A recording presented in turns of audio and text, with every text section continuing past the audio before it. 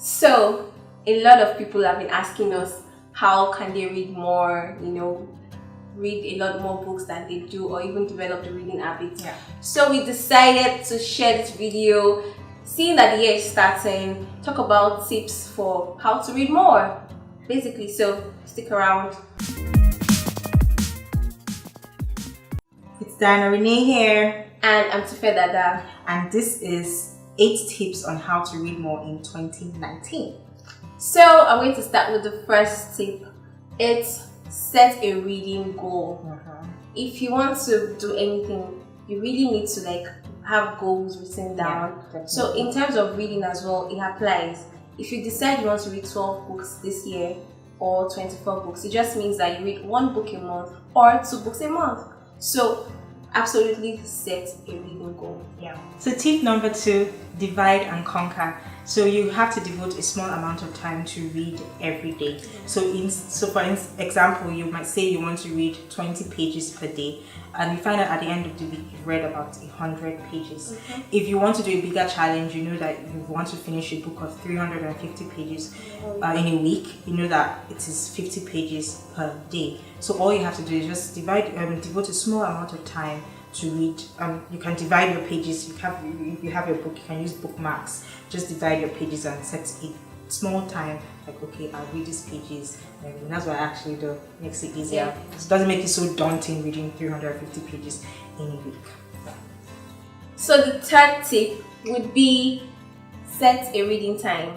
So you have a book you're reading, and to read a book actually takes time. So you can devote maybe 20 minutes a day, or if you have more time on your hands, do an hour or maybe 2. Or decide that before you set out in the morning, you want to read before you go out for a couple of minutes or before your bedtime. Whatever you decide, whatever you want to do, make sure it works for you so that it's actually practical. Personally, I stay up late to read sometimes, and then I also do transit reading. So definitely set a reading time. So tip number 4 is always have a book on hand. This is very important because you will always have an opportunity to read. For instance, if you're in a waiting room, you probably are waiting to enter for a meeting or an interview.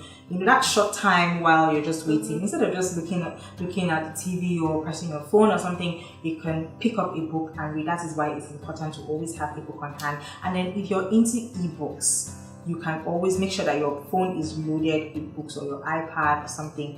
Then it helps your reading easier. It helps make reading easier. It's easy to just pick a book and read when you always have a book with you. We always carry a book with us everywhere. There's always a book in our bag everywhere we go. So it just makes it easier for us.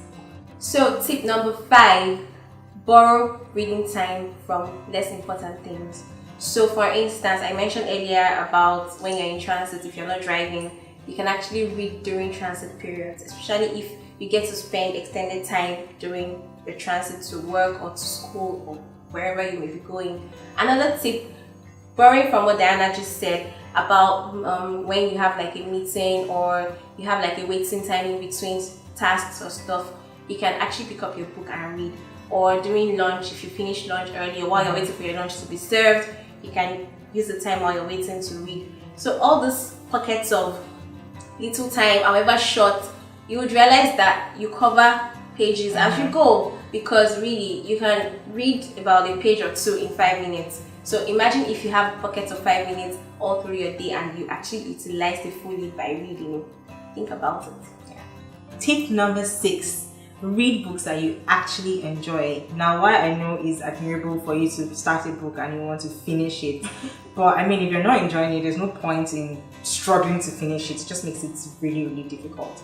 So pick books that you read. If you know you are interested in a certain genre of novels or whatever, you're into autobiographies, you're into fiction, you're into non-fiction, you're into self-motivation and all that, self-help books and everything, stick to it and enjoy it. It makes reading easier. It makes you even want to devote more time to reading. Life is too short to read a boring book. So. Actually, yeah.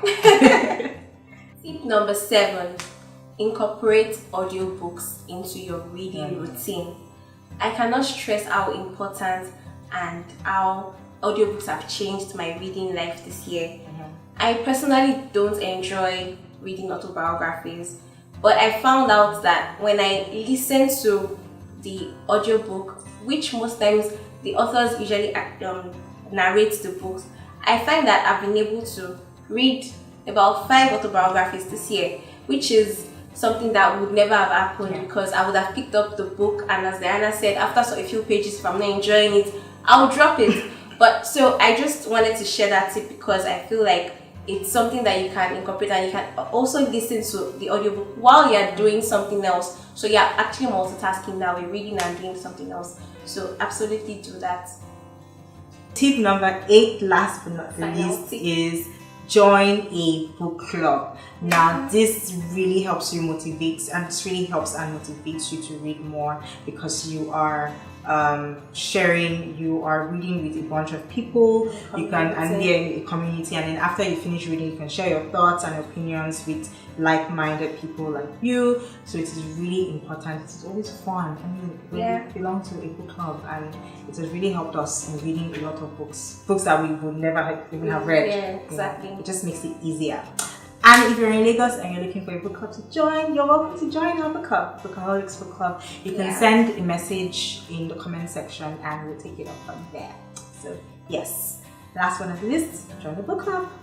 So guys, hope our tips have been helpful, and would like for you to share your reading journey over the course of the year with us in applying the tips that we've shared. We really hope that they've been very useful, and we can't wait to read from you guys. Also, if you have more tips to add, you can also drop it in the comment section, and we would really love to read from you. So that's it on this episode of A Bookish Pair. We're so glad you were able to join us, and see you next time. Bye. Bye.